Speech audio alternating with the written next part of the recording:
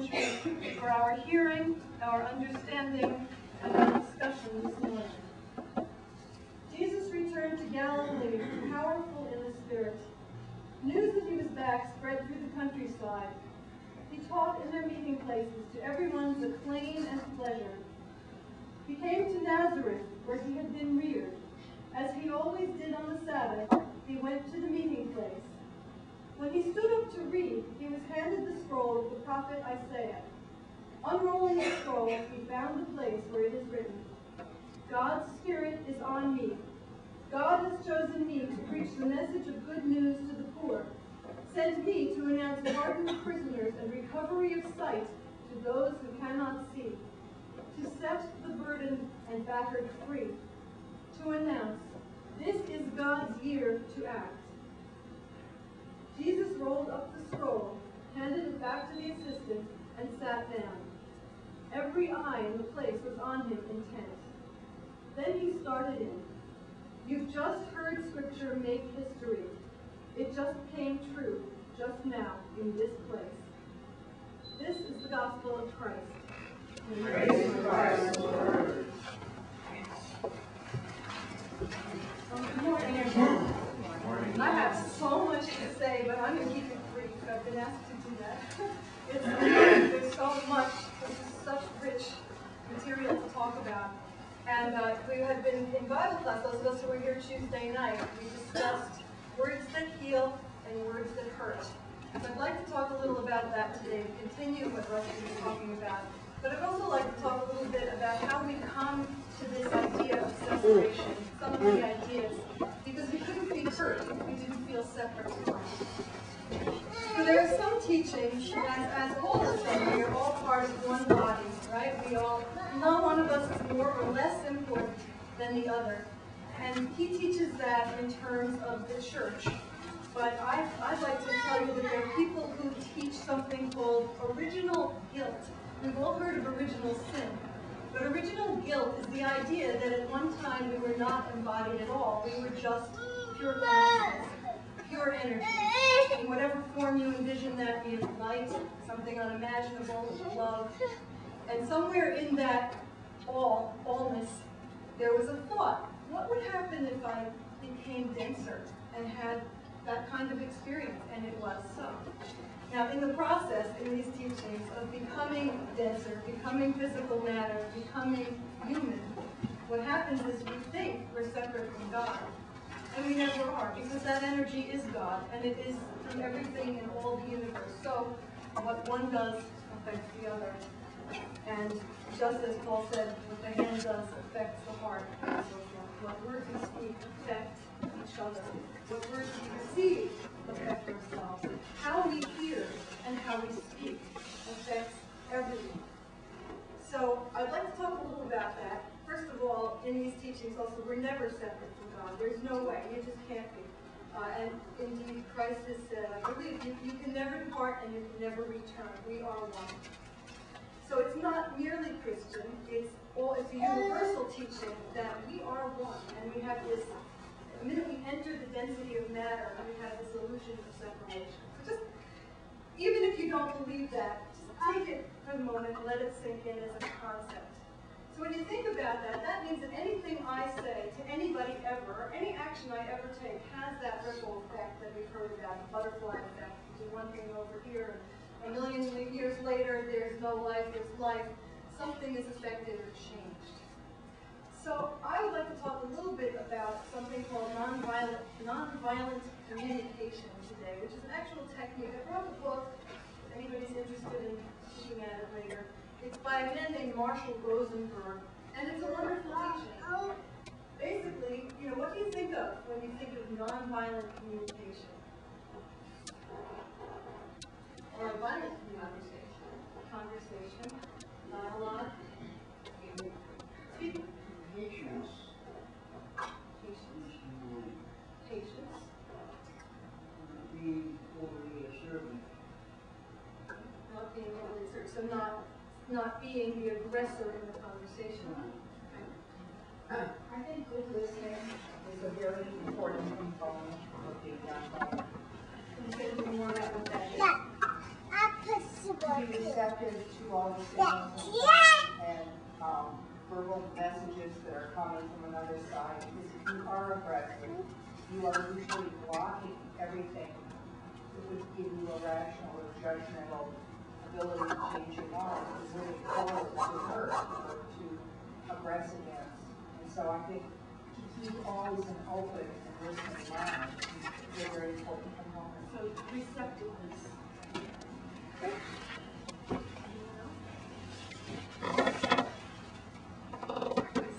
In other words, just hear instead of having to be heard.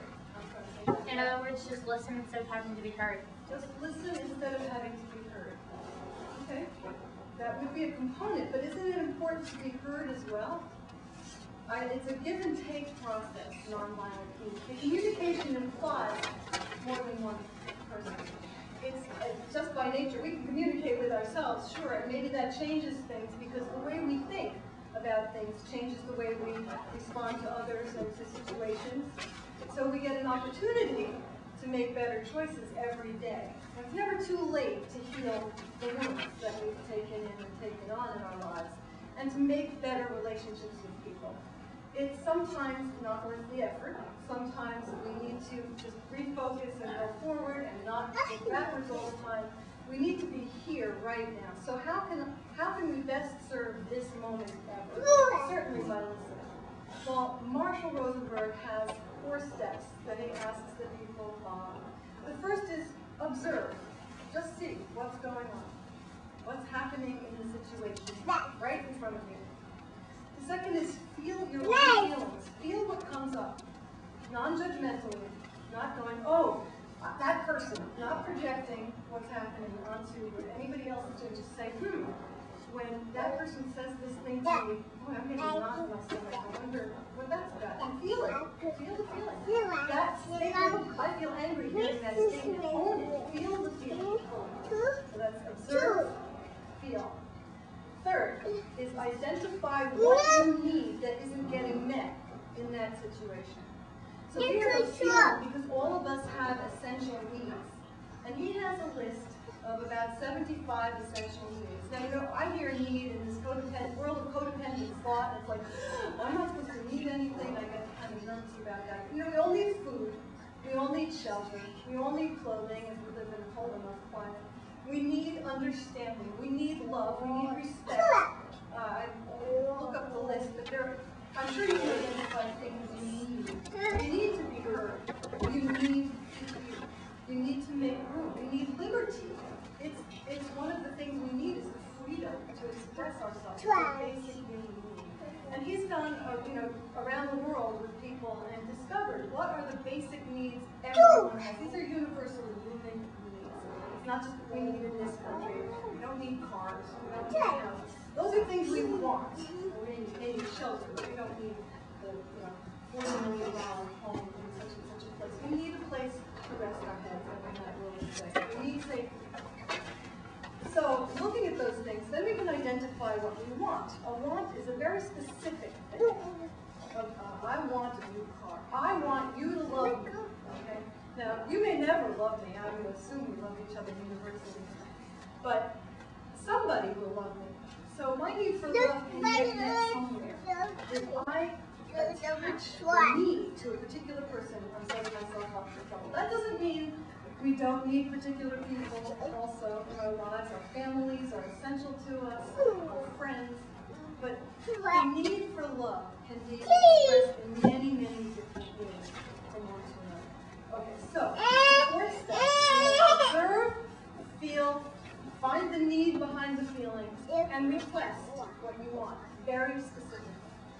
So I came home the other night and I said, I hate this mess. Why can't anybody ever clean up after themselves? You know, and my kids just go, oh, yeah, sure. Nobody cares about me. So using nonviolent communication, how would we express this differently? The first thing would be to observe. I come home and I have a sinking feeling. I need order. I need some kind of order in my life because I live a rather chaotic life. I need to go home. I have a need to go home. I think there's something in place where I left it. And I'm not going to trip over every everybody's shoes. There's no danger in my home of fire because somebody left paper next to the stove, etc. I have a need for safety and organization. Now I would want to say, you kids are horrible, blah, blah, blah, put blame on them. I mean, isn't that how we think? That's my first response to anything. It's all about me, what somebody isn't doing for me. So if I'm going to take a step back from that and look and say, wow, some situation here is out of control, and I can say, you know, I really have a need for order. I've identified that I feel out of control here, and I've now expressed it in my head by screaming at my kids, or whatever. And that's not exactly the most useful way to approach it. So I can say instead, you know, I work really hard. When I come home, I have a need for order in my place of residence. Do you think you could throw the garbage in the garbage, take these pieces of trash and put them in the garbage, and you open a package, just throw away the wrapper every time? Do you think you could do that?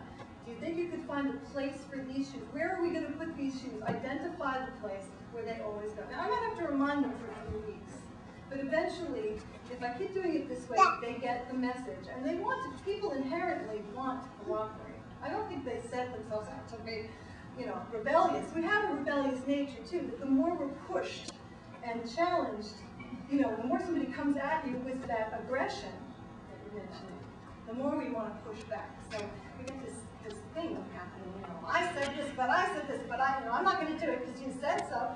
So if you can find a way to say what you need, it's now not about their feeling, it's about your need. So we've identified the need.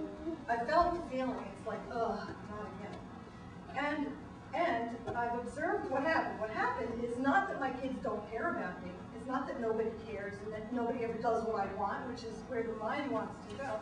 It's that things aren't being taken care of. Very simple. It's a very simple thing to identify it. But it's really hard to say, I need out of it, or my needs aren't getting met out of it. So we can observe what's really happening and identify what we actually need and feel what that feels like. The feeling needs us to know what the need is. So when we have any kind of anger, what do we need when we're angry? Some kind of acknowledgement from the other person, not to be yelled at perhaps. We might be able to say, you know, when I hear angry words, I feel like fighting back, and I really don't want to do that. So how can we find a better way to talk to each other so that we don't start off this way? And you know, it takes a while for this dialogue to begin. Then the other person gets to say it too, you know. Well, Mom, you know, if you went to school all day and came home and had to do your homework, you wouldn't be thinking about wrappers.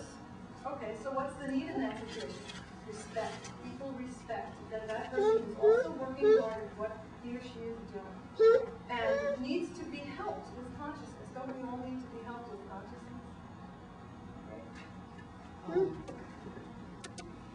In not exactly in the same words, but in essence, Chris and I decided a couple of years ago that we would do this with each other because we found that despite the fact that we love each other without any interruptions or complications, a large part of our dialogue was argumentative.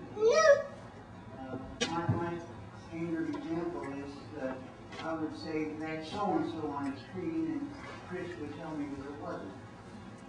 And it was important to be right. But since we started doing things your way, the way that you're describing, everything is much better. It almost completely eliminates argument and increases your chances of getting what you want. Eliminates misunderstanding. And how does that feel different to you now? Oh, well, it's wonderful. It's really very good. It makes room for the feelings and expressions of affection and loyalty and all those other good things. It makes room for them. It's one of those things that you do expecting some limited benefit, and it turns out to have a wealth of other benefits. Thank you. I have copies of this back at the door there. Copies of What I just said. well, example. Marshall Rosenberg says that this method is really about enriching life. We all want to live wholer, fuller, better, more wonderful, more enriching, more enriched lives. We have gifts we want to be able to express to the world. If we're always on defense or attack, we're not expressing our gifts, unless you're great at defense and attack. But there are other underlying gifts that are much more important. And I think anybody in a community such as this would agree, will be welcome to this session. I'm talking about this today in part because Rusty's biggest goal here, as far as I can tell, is dialogue and communication. So we are using this method of nonviolent communication as a different way to enter into a dialogue with people we know, with people we don't know, in the world. Think about how different the world situation might be if we actually said to the American people, what do you need? Tell us what you need. And then listen, took the time to listen to their needs instead of saying, you need democracy, you need our weaponry, you need what we have to give, because you have to be just like us. Isn't that part of what gets us into trouble? And here we are in this amazing nation, this country, for whatever its flaws are, has this beautiful capacity to melt everything together, to synthesize the best, and unfortunately in some cases the worst, of the whole world, of all humanity. Look at what we bring together here in mixed races, in mixed cultures, and most of the time getting along pretty well. I look at my kids who have 9 heritages between them, and that's just Caucasian heritages, basically. We count Arabic as Caucasian. And then, my son is interested in Asian women, and I think, isn't that fantastic? I just have this beautiful vision of everybody melting together in a homogenous thing in time where we are all really, essentially, finding the commonality, whether it's physical or not. I think that's part of the essence of what goes on. Did you all see the sign blister? Are we blistering today? Are we shining? Are we brilliant? I think each one of us has resplendence, and learning to express ourselves the best way we can in terms of our truth, which is what identifying our needs is about, is part of being the brilliant, shining beings that we are. Just wanted to comment too. USA, Simon says that stands for Ultimate Self-Awareness. So we are in a great country which has great potential for all capacity, but we tend to forget, we tend to shut down and not be open to what real dialogue is about. So I want to thank all of you for the willingness to enter into dialogue here. I think it's been a huge, huge shifting force in my own life. I'm sure it has for you as well. Listening is not just about hearing another person's words. It's about receiving openly what they have to say. I've been blessed with some teachers who said, listen for the sake of listening. So we're not listening, ready to pounce back and say, yeah, I got the answer. Which is really easy to want to do. We all do that. I know I do that. Sometimes it's really hard to just still the mind and say, okay, this person has something that needs to be said, and I just need to open my heart and listen and not take it personally. Which takes me to another teaching that I wanted to make. So wait, let's just review nonviolent communication steps. And this is a very long, a good learning process. There's a lot of classes around the world. He's got a beautiful website. It's www.cnbc.org, Center for Nonviolent Communication. And he has tapes and CDs and books and workbooks. And it's just a beautiful way of rethinking how we communicate. Observe what's going on. Observe the facts. Feel the feelings that come up, and from those feelings identify the need, and then request very specifically what it is you want. And understand too that wants and needs are very different things, as we said. But we can ask for what we want, but we might not always get it. We can almost always get what we need. You can't always get what you want, but you can get what you need. Indeed, in many teachings, everything that happens is exactly what we need. If we are all connected universally from spirit in some sense, manifested in dense physical matter where we've forgotten that connection, or we can't see through the honest. If we can't see it, we can at least aspire to live as if we are all connected. So the other teaching is from the 4 agreements. How many of you know that? I'm just going to read you the 4 agreements.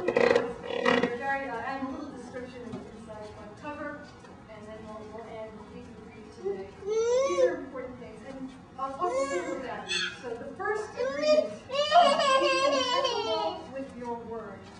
Speak with integrity. Say only what you mean. Avoid using the word to speak against yourself or to gossip about others. Use the power of direction, truth, and love. So be impeccable of your what you can do. Can you think of times you're not?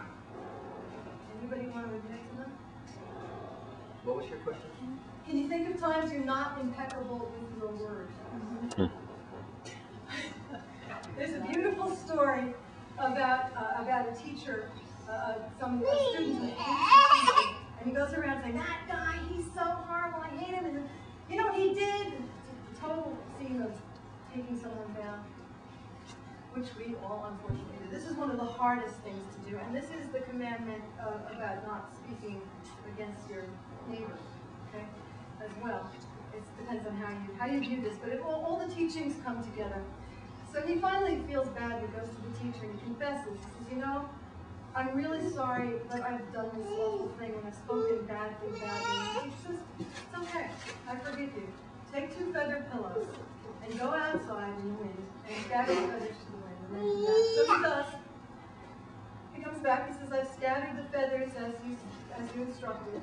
And the teacher says, "Okay, now go collect all those feathers and bring them back." That's what gossip is. That's what talking about other people is. It's sending things out there. Once they're said, they cannot be taken back.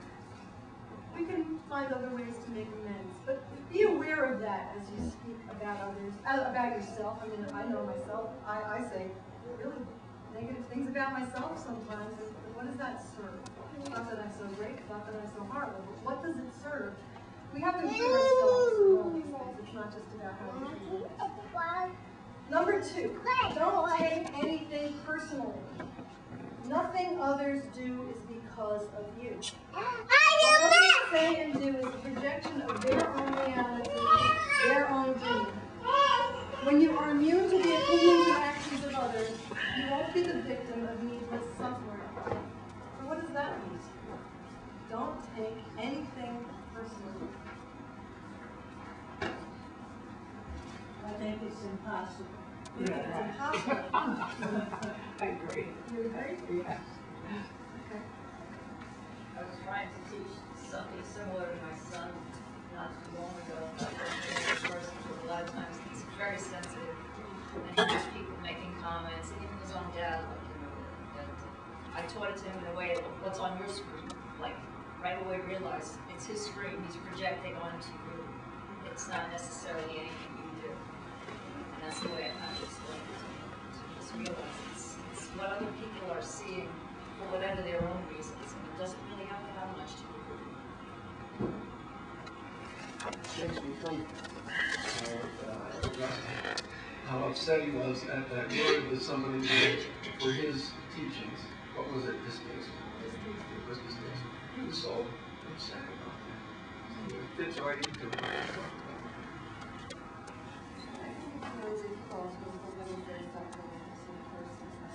Especially in a relationship, because of our own self, how we're feeling about ourselves. Maybe the person doesn't have high self-esteem or enough esteem about oneself, and then someone says hurtful things.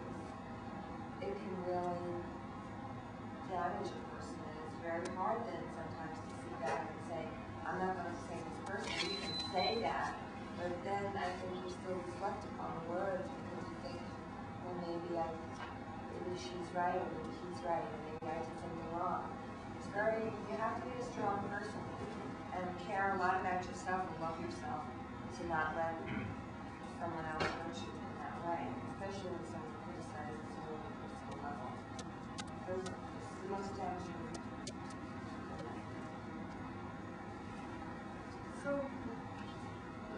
the saying "I love" business. It's not personal, it's business. Meaning, you know, we no longer need your services. We've decided to hire somebody else.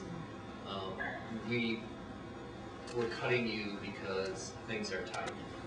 It's not personal, it's business. Well, it's very hard not to take it personally because there are ramifications and ripple effect all the way down the line. So suddenly, okay, now what I'm going to, now what am I going to do? You know, now that I don't have Ben as a source of income or whatever, suddenly I have to scramble to replace that person. Or if it's not personal, it's business, why did you hire somebody else? And now you expect me to work with that person, bring them up to speed? Forget about it. You know, so that's, I think it's, that lesson is an unrealistic idea. We're human beings. Right. Yeah, I think I agree with a lot of what that. I think it's good to take things personally. You don't agree with all of it. You just said That was my violent communication to you. I think it's right to take, not in all cases, but in many cases, things personally. If it's upsetting, because then comes change as a result. What's the difference, I'm just going to ask this, and I'll let you finish the book, between taking something to heart and taking something personal?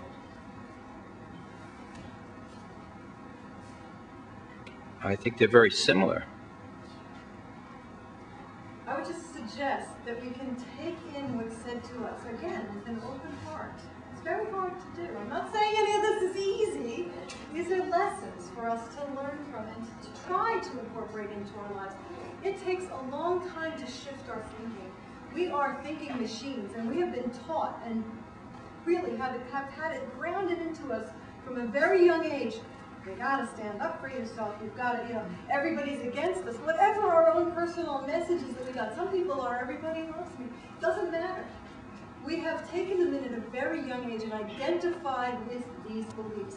This is what projection is about. So I wanted to say something about projection. Projection is when somebody comes at us with something and we turn around and give it right back to them. What we're doing is we're dissociating from the feeling that the nonviolent communication is trying to help us identify. When we can identify the feeling, we can own it and heal it. We can't if we're busy saying, look, I'm not going to feel that. It's all about you. You made me feel this way. Sure, we all have the power to hurt each other. That's true. You can't hurt me if I don't take it as a hurt. You just can't. Now, I'm not saying I live that way. There are plenty of times when people say things to me, and I am just devastated by them. But at least I have this idea in my head. I get to look at the process and say, what's happening in me that this statement devastates me? Am I this thing that this person is saying? Am I something else? Am I greater than this? I'm not just the failure that you're pointing out here. I have this failing. I have this character flaw. Yeah, I might not be the greatest at building bridges in the world. I'm not an engineer, so if I tried to build a bridge, believe me, nobody would get across it and it would collapse. But I happen to be okay at singing. So am I the big bridge builder? Well, that's a bad metaphor because I'm trying to do that here. Am I the person who routes the sewer? No, honestly, I wouldn't even know how to use the machine. You'd end up with an equally clogged sewer. But, you know, so if I came to your house to do a task that I'm not good at, but that's not even the point. The point is, we get attacked all the time. We perceive attacks. It happens at work, it happens at home, it happens in the grocery store. How many times have you stood online and somebody has said, get out of the way, or something, or the cashier is busy on the cell phone having a conversation and you're waiting to get out of there. Well, you could, you know, she doesn't care about me, but it's not personal, is it? So what's the difference between taking it personally and learning from it? If I can turn it around and say, wow, what's the thing that's getting triggered inside me that's taking this personally, instead of, you're a bad person for making me feel this way, which I do still. What I get is the opportunity for healing, the opportunity for a lesson about me, about what pushes my buttons. And I get to say, why? Well, why does that push my button? Well, my parents never praised me for whatever. So whenever somebody puts me down for that in that arena of my life, I go right back to them, or whatever it is. But I get to identify the need that isn't being met, turn it around and say, you know, this is what I need in this situation. I need to understand. My need for understanding is not being met here, and my need for income is not being met here. It's a business situation. So please explain to me what's really going on here. How could I have served you better instead of, I must have failed you, I'm not good. You see the difference? Now, it's very hard to turn it around. It really is. It takes practice. Next time you feel attacked, see if you can identify what it is you feel and what the source of that feeling is. So there are things that happen in life that we feel right here and now. For example, you know, a death is a very present moment, very real thing, a breakup. But then we write stories about it too. So it's not just that we're suffering the grief. For example, we have, well, I never said this to him, or he never said that to me, or she doesn't love me enough. You know what? It's just not true, and it doesn't matter anyway. The truth of the situation is what's right in front of us. It's over. Okay, that's sad. It is sad. So we grieve. We don't make up the stories about it that take us down the hole of nobody's ever going to love me, or whatever the thing is that our own personal stories speak here of mine. Well, having said all this, I think it's important too to be able to tell when you are in fact being attacked, when you need to use your defensive skills. That's all. You don't want to leave that out of the mix. If you're in Iraqi country and you're being bombed, you might want to fight back. I mean, I'm not saying, they could take that personally, right? They could say it's just business. They could do whatever they want with it, but it certainly isn't a good communication situation, is it? We all have the opportunity every day to communicate based on what happens to us, to enter into dialogue with the people that we think are causing us pain. And the truth of that is, yeah, people are accountable for their actions, but we're also accountable for our responses. So I'm just suggesting here, it's not an easy thing. And yes, there are going to be times when we take things personally and we just completely forget it's only the second assumption. We completely forget it. And we go into that. That's okay. We are doing the best we can, which is the fourth assumption, always do your best. But I'll give you the third before we go there. The third is, don't make assumptions. Find the courage to ask questions and to express what you really want. Communicate with others as clearly as you can to avoid misunderstandings, sadness, and drama. We like our dramas. With just this one agreement, you can completely transform your life. I got a comment on that one. That's too beautiful. Was going through this thing right now again with my son and his dad. His father keeps telling me that his room is a wreck. I don't live with my son, I live with his father. And look at stuff, got stuff on the floor. This is his father's sadness when he's explaining. He's got toys, he's got this, got. So I went in the room, started a few months ago. I've been doing this for about 6 months now. I went in the room and there's stuff everywhere. The first thing that came to me was don't assume. Don't assume you know why he keeps these things. So I was looking through things 2 days ago with him. He had stacks of magazines, 5 years old. He had them in his closet. And I picked one up from 5 years ago. And I said to him again, you think maybe we can start to sort some of these out? Maybe you can keep the more recent ones? Because he knew I came over to help him straighten up his room. He said, okay, Mom, sure. First of all, that was wonderful right there. He's in agreement. I said, now, let's look about this one. 5 years ago. He picked up the magazine. He said, oh, Ma, I bought this one when, and he described every detail of what that connected him to in his life. He remembered details of where he was in his life at that time, who he was with, what event he was attending, what the weather was like, what everybody, his mind, he amazed me, because I'm not like, I guess I'm 5 years old, it's out in the garbage, it's gone. I don't keep it. I don't keep anything, and I think his dad is like it. He knew everything, and we went through a few more magazines. I said, yeah, he has such a recall, and I photographed it. Remember, this is his life. These things are episodes of his life. So when I brought that to his father, I said, we need to take time with this. Don't assume he's just throwing things on the floor in the closet that he doesn't know what they are. you know, and since then I've been helping them to sort things out. Instead of keeping a whole magazine, maybe tear off the cover, take a picture of it, and put it in a scrapbook, to help him organize according to what he needs in his life. And then we can take it to, you know, confining it to certain areas so his father gets also what he needs and all, not to have it spill over, you know. But the big thing is don't assume. That's what I was getting at. And how often do we assume?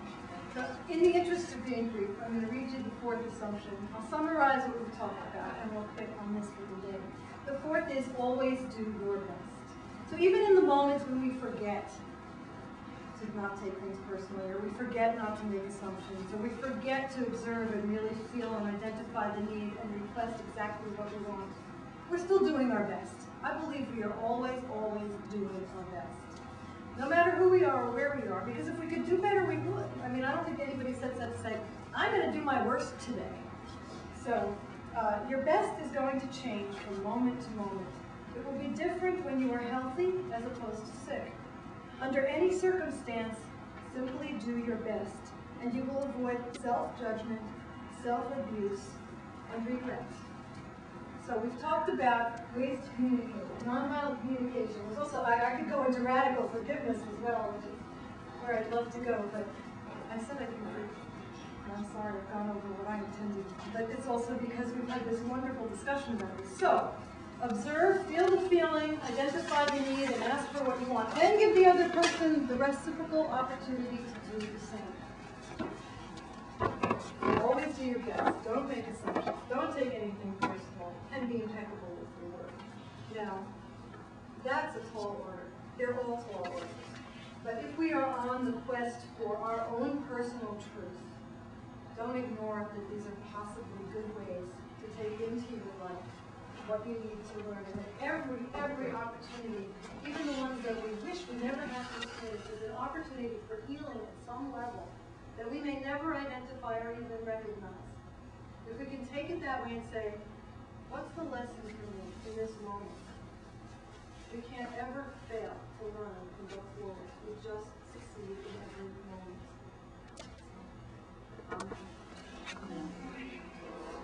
I'll leave the books here in case anybody's interested.